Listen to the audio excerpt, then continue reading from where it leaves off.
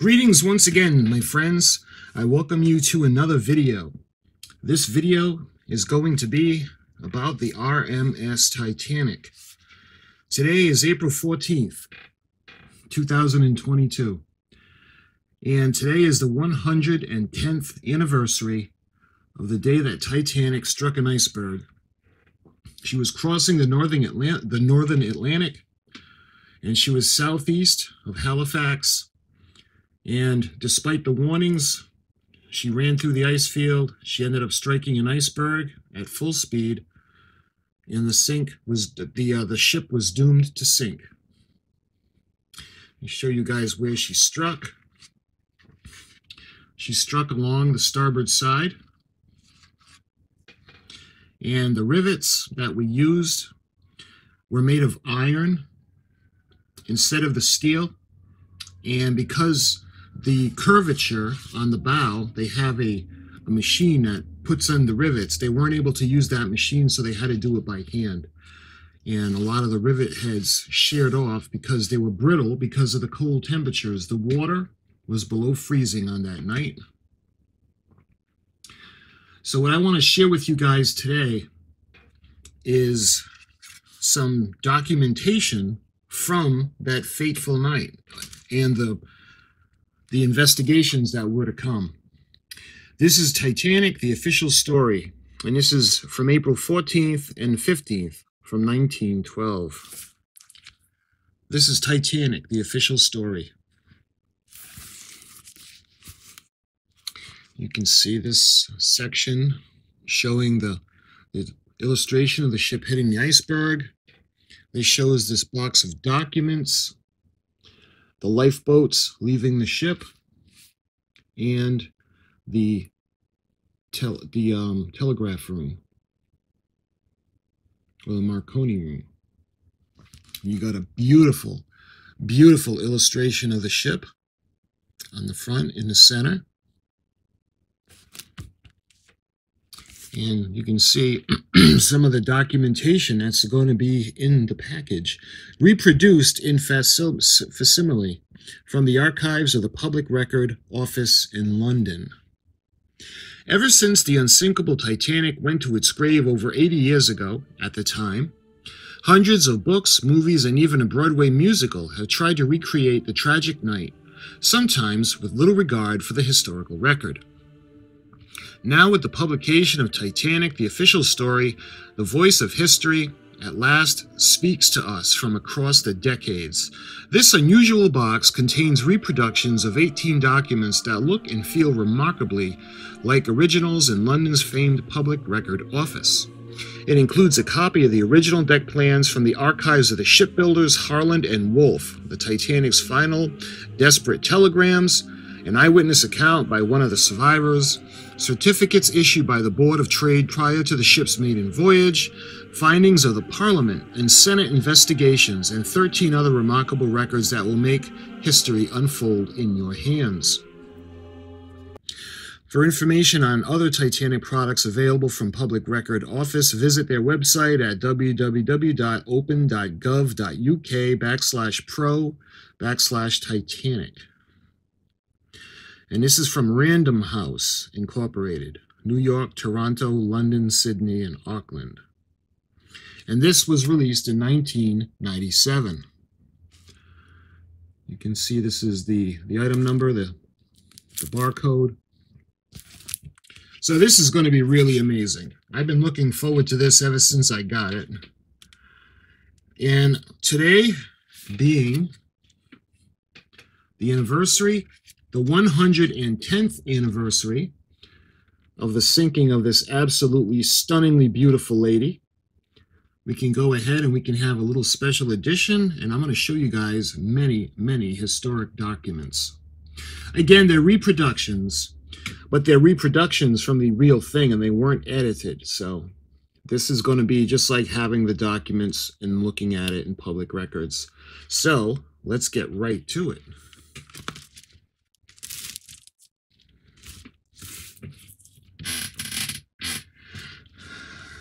All right.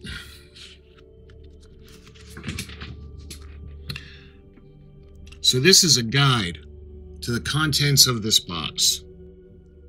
Titanic, April 14th, 15th, 1912, the official story. So, the first one, the SS Titanic was a steel triple-screw steamer of 46,329 gross tons. Launched in 1911, Document 1, built for the White Star Line by Harland and Wolff of Belfast at a cost of some $1.5 million, I don't know if that's quid or pounds. Fully fitted, she was to operate their passenger service between Southampton and New York. As she carried transatlantic posts for the Royal Mail, she also bore the title R.M.S, which stood for Royal Mail Steamer. So she was the largest passenger steamer of the day, and perhaps the most sumptuous, equipped with the latest technological devices, and yet furnished from all the civilized luxury could require. The appendix reproduced in the entries for Titanic Olympic from the original record book. The completed ships held in the archives of Harland and Wolff. Reproduced courtesy of Harland and Wolff. So, I like this. This is going to give us a guide.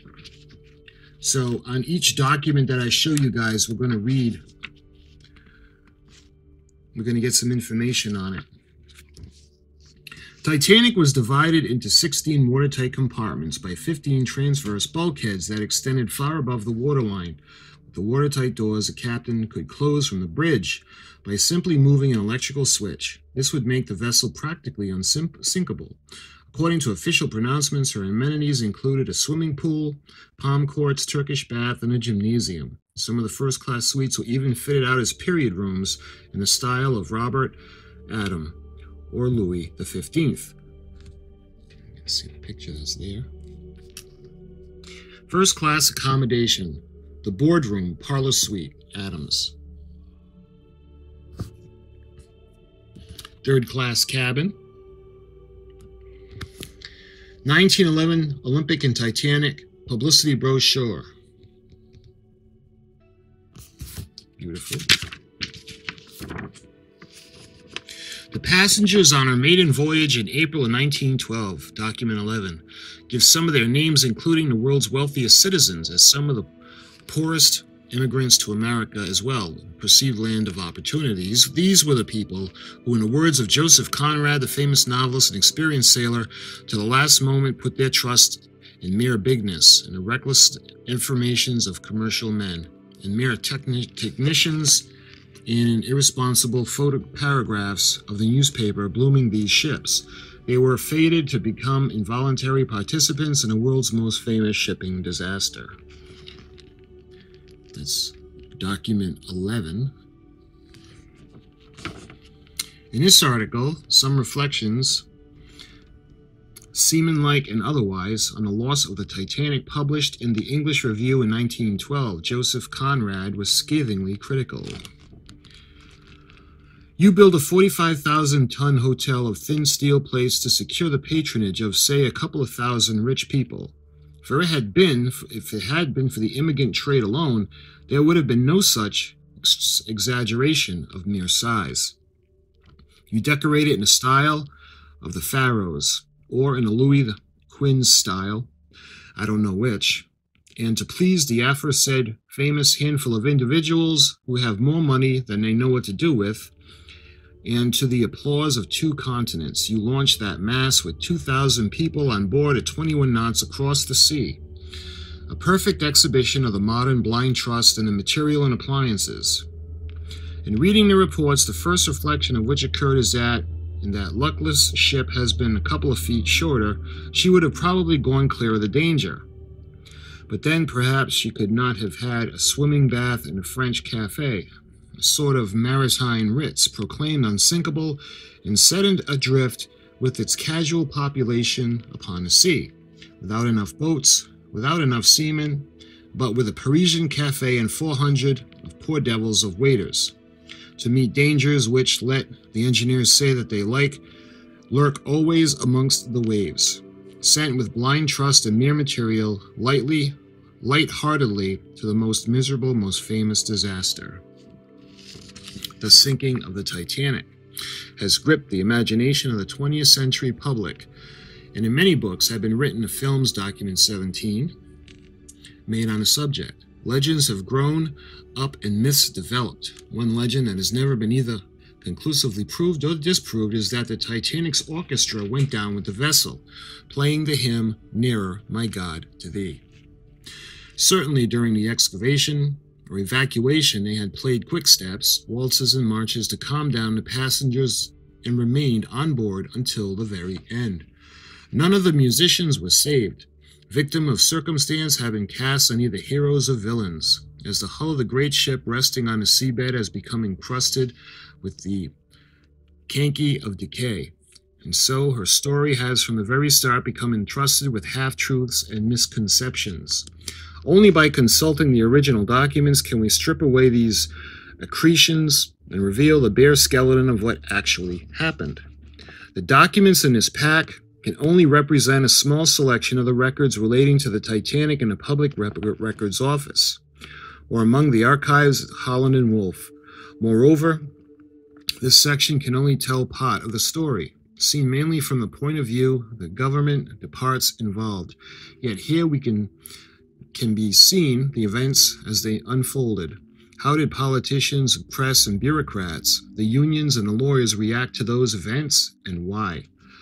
These are questions that can be asked directly of the documents themselves without the intermediary of the professional historian.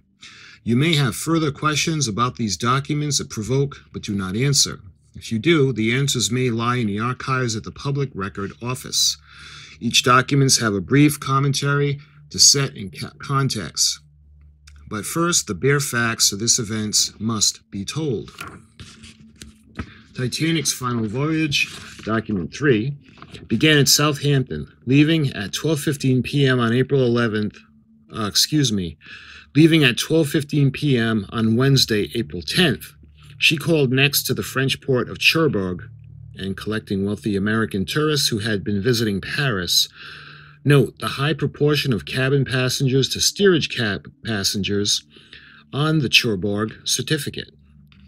She left Cherbourg at 8:10 p.m. to arrive in the Irish port of Queenstown, now Cobb, at 11:30 a.m. on Thursday, April 11th. Many Irish immigrants traveling steerage embarked on the ship, sailed from Queenstown at 1:30 p.m. and at 11:40 p.m. on Easter Sunday, 1912, the R.M.S. Titanic struck an iceberg, or in the near latitude 41 degrees 46 north, longitude 50 degrees 14 west, in the North Atlantic Ocean, document 6. The damage caused the iceberg extend over 300 feet, flooding the 4 forward compartments of the forward boiler room. Within 10 minutes of impact, the water had flooded into a depth of 15 feet.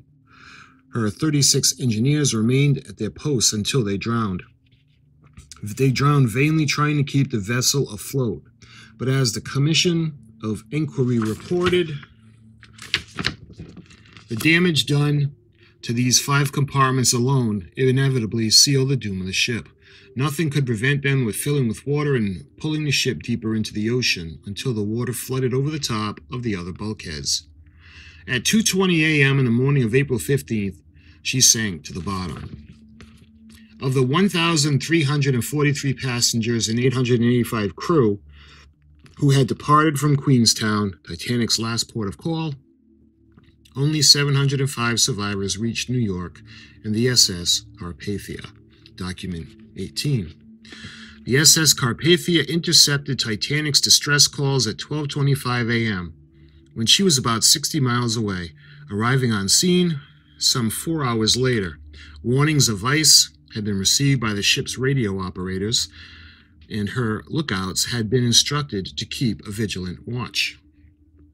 The Titanic, with its 29 boilers, led by 159 furnaces, was traveling at high speed, and at the actual moment of collision, it was estimated she was doing 22 knots. In maintaining speed and keeping a sharp lookout, the Titanic's captain, Edward Smith, was following traditional practice in these waters. But this disaster proved the practice was a bad one, and the report of the subsequent British Commission of Equity stated in no uncertain terms that what was a mistake in the case of the Titanic would without doubt be negligence in any similar case in the future. The ship carried lifeboats and 4 other types of boat for emergency use, capable in all of holding 1,178 persons, as illustrated in Document 2. Thomas Andrews, the Titanic's designer and one of the passengers who perished, Document 11, had originally provided the 68 boats with a capacity of 3,538, but the owners decided that this would spoil the appearance of the ship and had the number reduced. Harlan and Wolff intend to publish a facsimile edition of this notebook on the Olympic describing his original scheme. The first lifeboat was lowered by 12:15 a.m., and by the time of sinking, all but 2 had been launched. However, they had not been loaded to the capacity and left the ship less than 2/3 full. One boat capable of holding 40 only left with 12 people on board. Evidence was later given that many passengers had refused to leave the deck for the boats. At 4:10 a.m. on the morning of April 15th, the first boat of survivors was picked up by the SS Carpathia. The number of lifeboats provided had been in excess that required by Board of Trade regulation, which were determined by a scale that was based on a tonnage of the vessel and not by the number of the passengers carried. According to this scale fixed in 1894, vessels of 10,000 tons and upwards were required to carry a minimum of 16 boats, with a capacity of 5,500 cubic feet, sufficient to carry 962 persons. In 1894, the largest immigrant ship had been the Lucania, of 12,952 tons, less than a third the size of Titanic, yet governed by the same requirement and the provisions of lifeboats. Moreover, vessels that were divided into watertight compartments was required to carry even fewer lifeboats. Simply, the regulations had failed to keep pace with the technological advancement. Within 2 weeks of the disaster, the Board of Trade established a commission of inquiry with Lord Mersey, a respected High Court judge, as chairman. Under the Merchant Shipping Act of 1894, it was government department responsible for each inquiries. The Commission's final report subsequently published as a parliamentary paper. The Commission's final report subsequently published as parliamentary paper 6352 in 1912 should be available from any large reference library. Would the passengers have been saved if the Titanic had carried sufficient lifeboats to accommodate them all?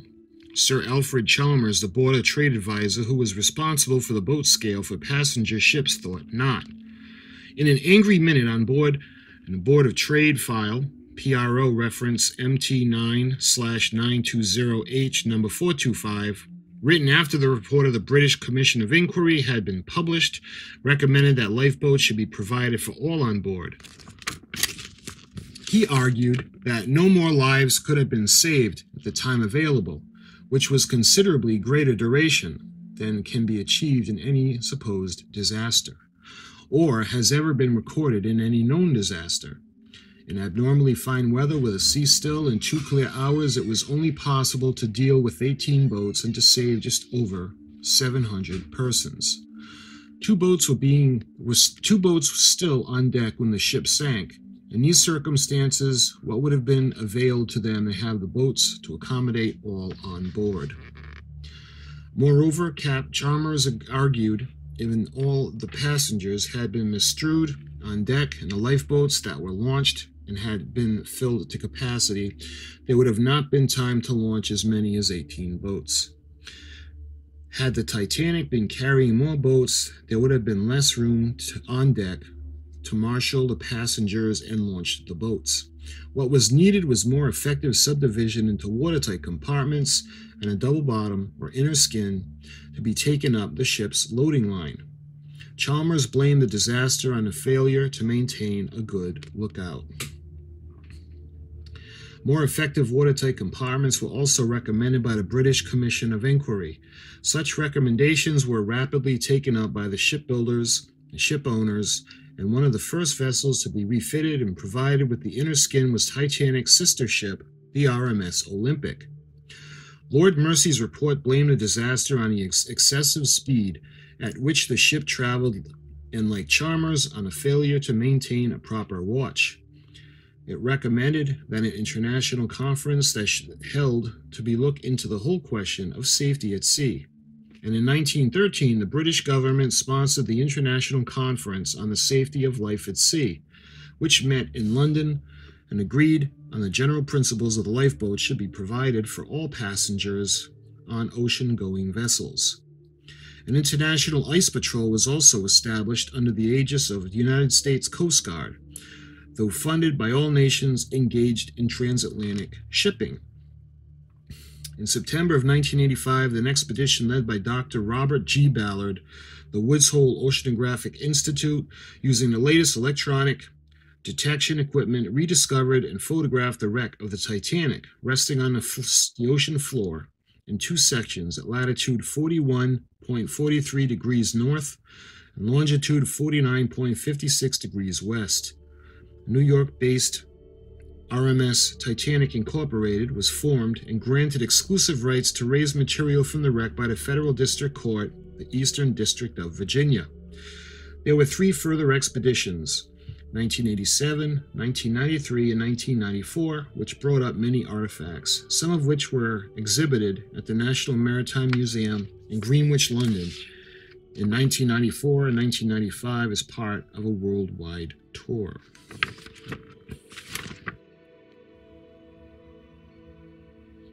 Okay, so that was the introduction to this, so let's go right into the documents. The first document is the transcript of register for transmission to Registrar General of Shipping and Seamen. Let's see if they're in order. Yep.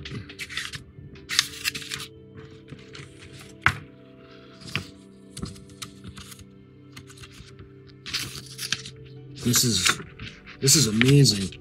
Now, I showed you guys a packet that contained a lot of these papers, these historic documents, and they were half scale. And this is actually full size scale, so this is pretty amazing. So you'll be able to see it better. This is the transcript of register for transmission to Registrar General of Shipping and Seamen.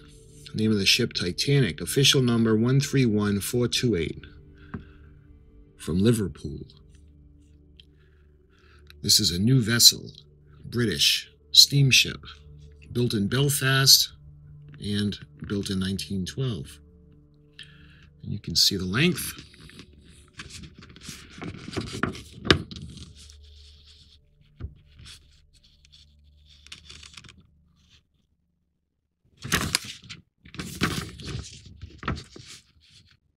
And again, this paper has the feel of a historic document. This is just very exciting.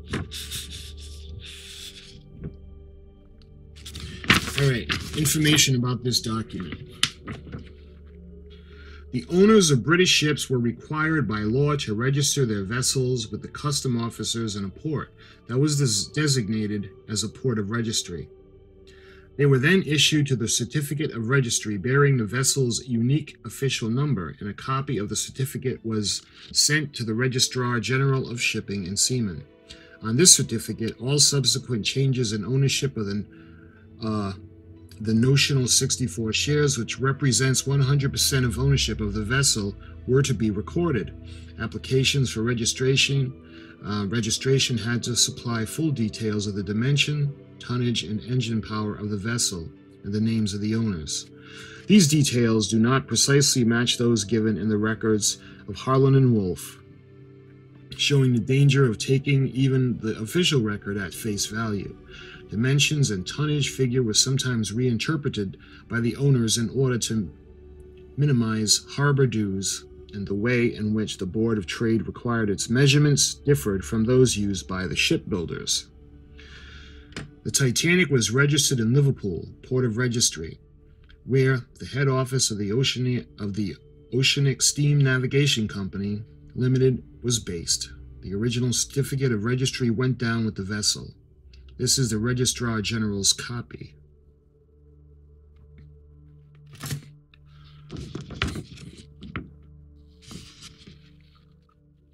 That's amazing.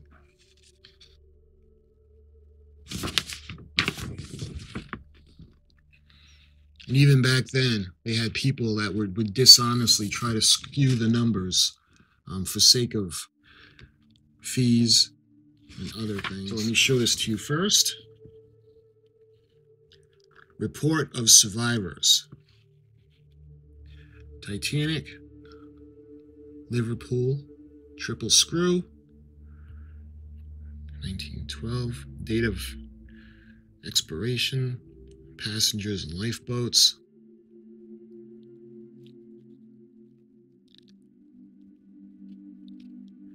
Edward John Smith was captain of the Master.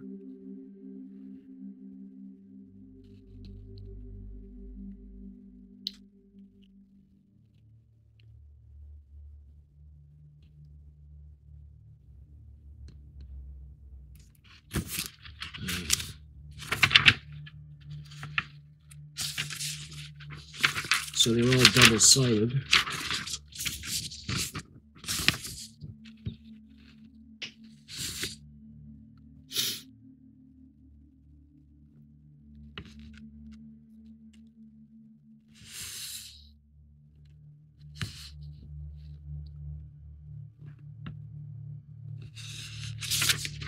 And let's see.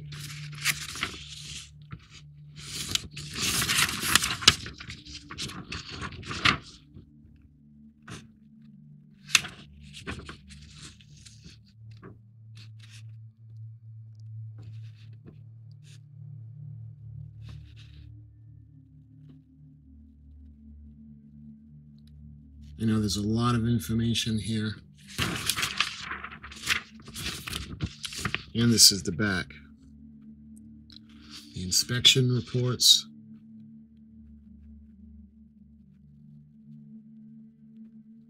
I have inspected the crew and steerage passengers, and none of them appear to be reasonable by reason of bodily and mentally disease, unfit to proceed, likely to endanger the health and safety of other persons on board. Signatures.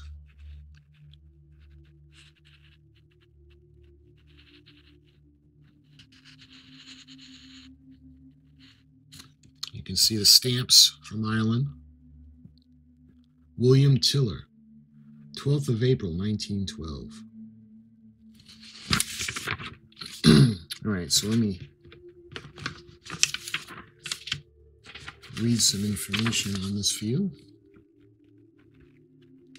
Most people think of the Titanic as a luxury liner, but officially it was an immigrant ship. The government department responsible for merchant shipping and Board of Trade defined as an immigrant ship as any ship that carried more than 50 steerage passengers, or people traveling without cabins, sailing from the British port to port outside Europe. All such ships had to obtain a certificate for clearance before they could sail, testifying to the vessel's seaworthiness and that it was adequately provided with life-saving equipment. This certificate would only be issued after the ship had been inspected by a Board of Trade surveyor who completed this form, Surveys 27. Titanic was certified to carry up to 3,547 passengers and crew, although her lifeboat capacity was only for 1,178, which was considerably more than she was legally required to provide. Certificates of clearance of an immigrant ship. And this is Form Survey number 32.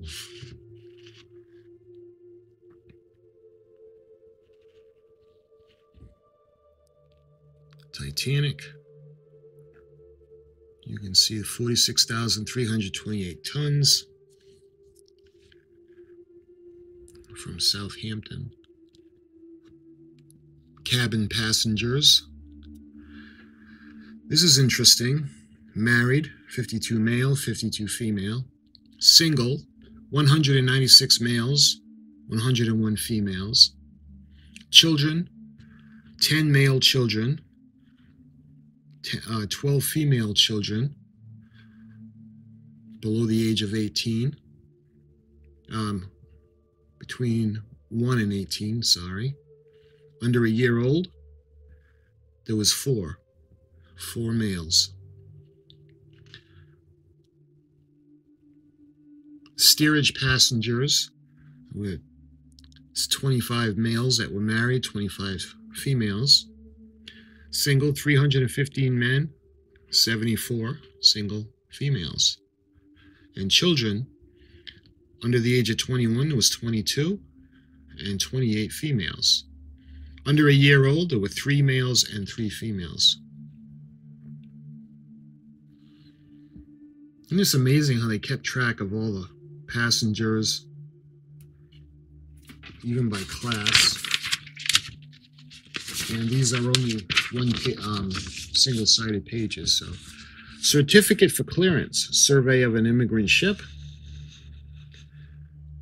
cabin passengers,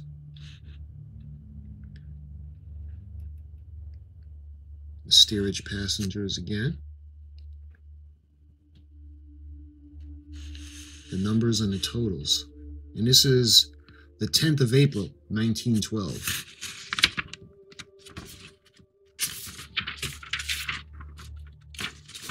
And the last sheet,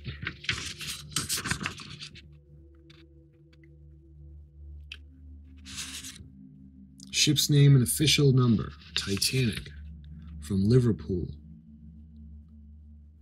The captain is E.J. Smith. You can see his signature at the top. And the cabin passengers underneath. Total cabin passengers. Steerage passengers, total steerage. You can see all the numbers. Wow, amazing. And again, I'm going to put it in high definition. If you want, you can pause and actually read everything out.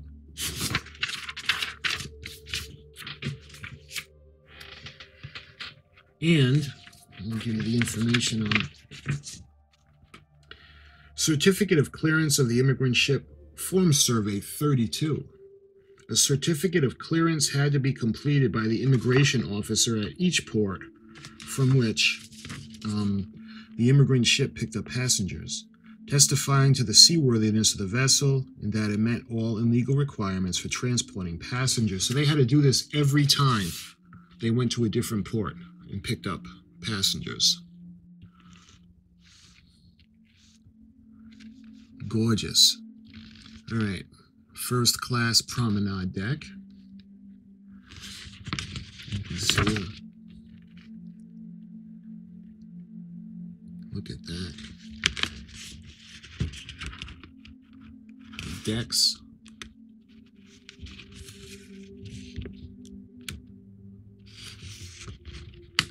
Good thing I have the lens a little bit wider so you can actually see everything. Deck plans of the Titanic showing deck accommodation by Harland and Wolff. These highly detailed plans are reproduced from the original construction drawings and have been reduced to A2 size to permit an in-depth study of the internal general arrangement or layout of the R.M.S. Titanic in conjunction with Document 5.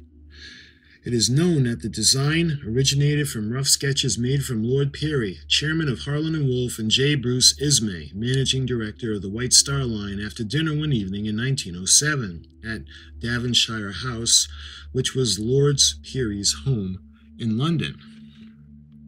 Plans similar to these were published in the Engineering magazine in 1911. However, the minor modifications detailed in these plans were made to the original design. One feature that most distinguished Titanic from her sister ship, Olympic, was the partial plating or glazing in all the forward one-third of the promenade deck.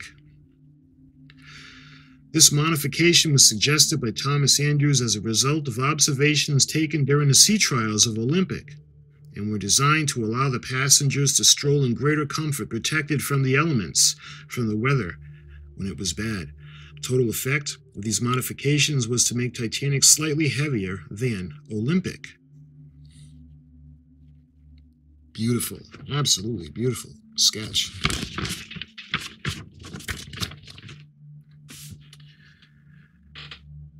All right, what's next? The report of British Commission of Inquiry to the loss of Titanic. And this is quite a bit.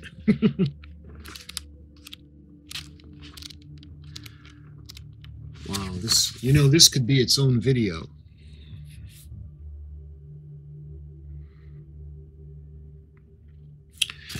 You know what?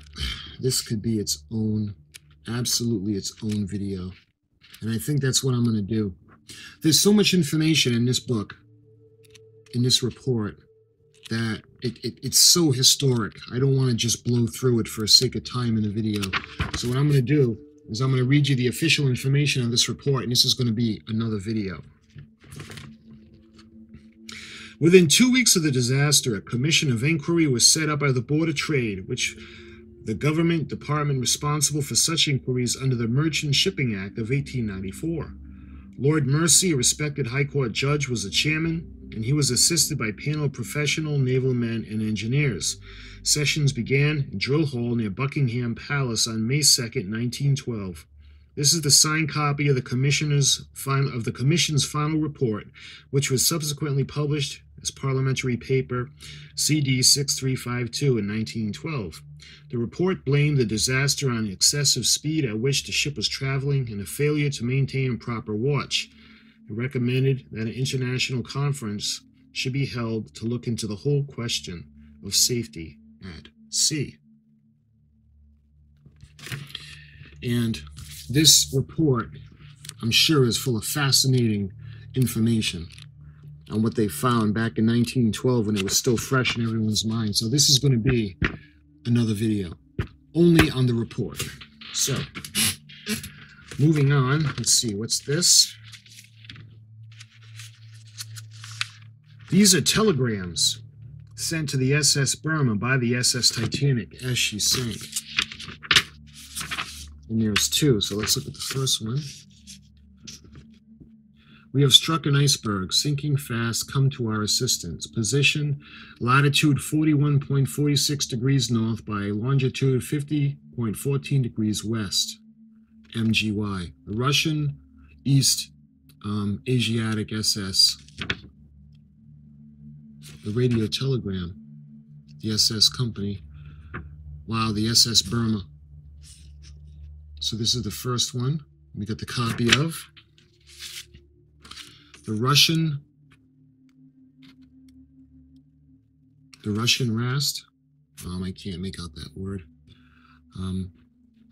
The SS Burma. This is the second one, M16307.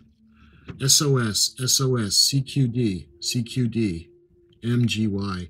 We are sinking fast. Passengers being put into boats. Doesn't that just give you the absolute chills? Okay. The information on these. Throughout the day of April 14th, Titanic had received wireless messages warning of icebergs on her course.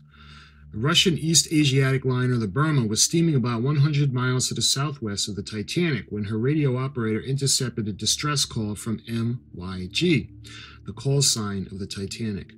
The time was 11:45 p.m. He asked for further information and was told the ship had struck an iceberg and was sinking fast. He estimated that it would be 6:30 a.m. before the Burma could arrive at the scene. At 1:45 a.m. came a final distress message from Titanic using the old distress call, CQD. CQ, all stations attend D, distress, as well as the new international code SOS. Copies of these radio telegrams were obtained from the Board of Trade Inquiry by diplomatic contact to St. Petersburg, then capital of the Russian Empire. The Titanic had been equipped with state-of-the-art 5-kilowatt wireless telegraphy system installed by the Marconi system, and it was owned by the Marconi Company, which also provided operators and guaranteed to broadcast over a radius of 350 miles. Senior Marconi himself was called upon to give evidence of the British inquiry, and his final report recommended that all liners should carry a system and sufficient operators to maintain a constant service. An act of Parliament to make this compulsory on British ships was not passed until 1919, and then only for vessels with more than 200 people on board. Don't forget, a lot of these operators, they weren't employed by White Star Line. So they actually had a lot of the passengers telling them what to transmit and receive on important letters, or what they perceived to be important at the time. These are amazing historical reproductions. We are sinking fast. Passengers being put into boats. It's just chilling. Okay, what's next?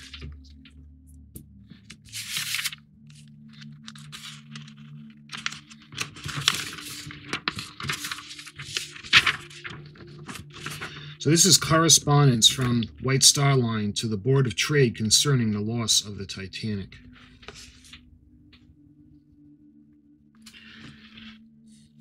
So this is M13348, Liverpool, April 15th of 1912. Sir Walter J. Howell, KCB, Marine Department, Board of Trade, London. Dear Sir, we beg to thank you for your telegram regarding, and this is kind of hard to read, as a kind of inquiry contained therein. Trust rumors about Titanic unfounded prey. Send. We news most anxious. We confirm our reply is under and will not fail to keep you posted with any reliable information we may receive. Many thanks for your telegram from Mr. Ismay, who is on board Titanic. So far, our only information is telegram from New York as follows. Begins newspaper wireless reports. Advanced Titanic collision iceberg at 41.46 north, long 50.14 west. Women being put in lifeboats. Steamer Virginian. Expect reach Titanic in 10 a.m.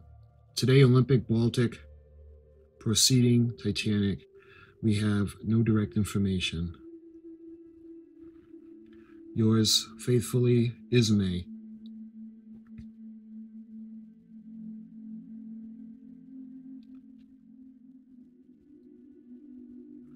All right, let me give you the official report instead of me trying to read this. Initial reports of any disaster, even in today's world of high-speed communications, are often confused and unreliable.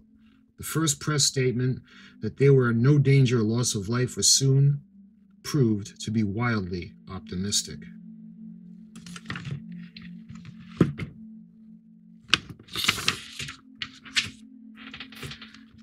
All right.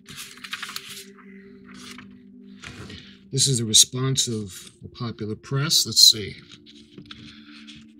Liverpool, April 16th of 1912. Sir Walter J. Howell, KCB, Marine Department, Board of Trade. Dear Sir, further to our communication of yesterday, we were extremely sorry to have to send you the following wire this morning.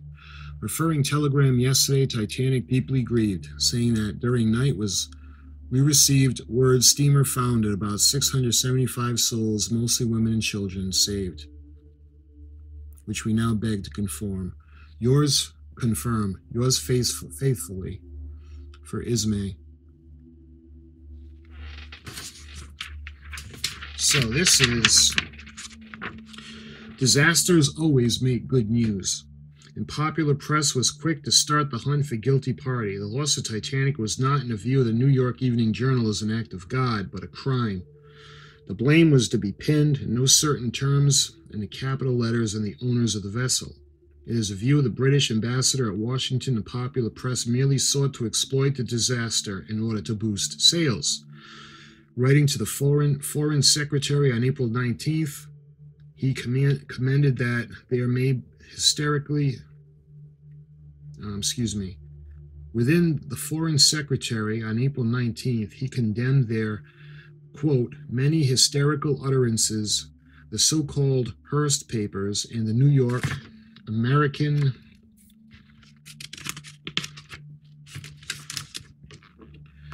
the New York Journal, Boston American, etc., their worst offenders. It is difficult for any person not residing in the country to realize to what extent their influence over the well less educated classes is during every scandal. PRO references. The New York American printed a picture of Ismay, president and managing director of the International Mercantile Marine Company, which owned the White Star Line, who had been traveling on the Titanic and was one of the last passengers to leave in a lifeboat, surrounded by photographs of women who had lost male members in their families under the caption J. Bruce Ismay. Ismay was widely criticized for his failure to go down with the ship and resigned from the company and indeed from public life in October of 1912. And you can understand why. Cowardice way, especially the way he was depicted in the movie. The Evening Journal, wow. Editorial page of the New York Evening Journal, the Titanic crime. You can see the illustration of the ship. And this was from April 16th, 1912.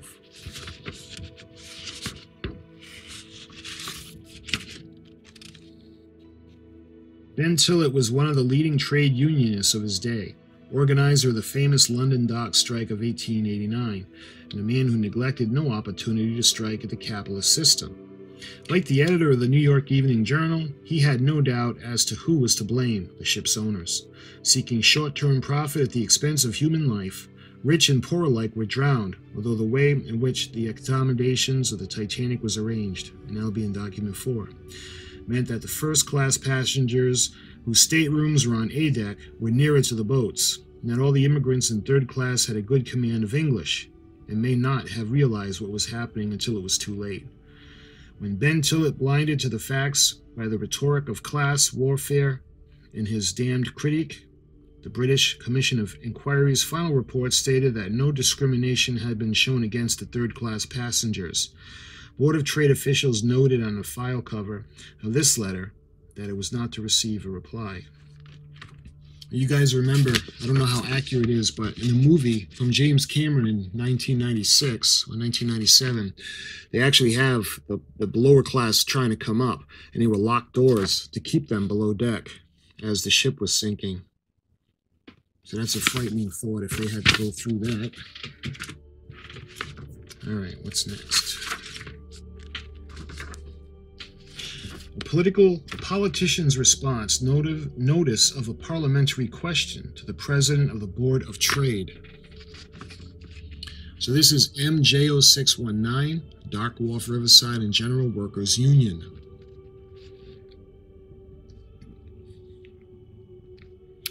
The executive of the Dock Wharf, Riverside and General Workers Union hereby offers its sincere condolences to the bereaved relatives of the third-class passengers of the SS Titanic, whose tragic sinking we deplore. We also send our sincere regret to the relatives of the crew who were drowned. We also offer our strongest protest against the wanton and callous disregard of human life and a vicious class antagonism shown in the practical forbidding of the saving of the lives of the third-class passengers. The refusal to permit other than the first-class passengers to be saved by the boats is, in our opinion, a disgrace to our common civilization. We therefore call upon the government and the Board of Trade to insist on a provision of adequate life-saving appliances in lifeboats, rafts, and belts, which shall not only provide means to safety to the passengers, but to the whole members of the ship's staff. We express our regret that in order to save time and cost at the risk of life, shorter and quicker routes were insisted on in spite of the knowledge of the persistence of ice. We trust in the saving of so many first-class passengers. Lives will not deaden the solicitude of the government, the lives of those who belong to the wage-earning class, and call upon the members of the Labor Party to force upon the government the necessity of proper protection to the lives of all mariners and all passengers, irrespective of class or grade. All right, let's give you the official report. The politician's response notice of a parliamentary question, President of the Board of Trade, who's Josiah Wedgwood, a Liberal MP from Newcastle, underlined, tabled a question to be put to the responsible Minister of the House of Commons as to why the majority of children traveling third class were drowned, when most of those in first and second class accommodations were saved. The statistics are that all those children traveling first and second were saved, and 65.38% of those in third class were drowned.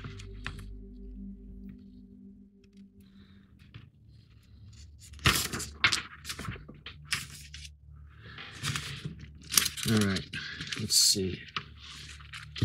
All right, that brings us to the first 10 documents that were in this amazing packet.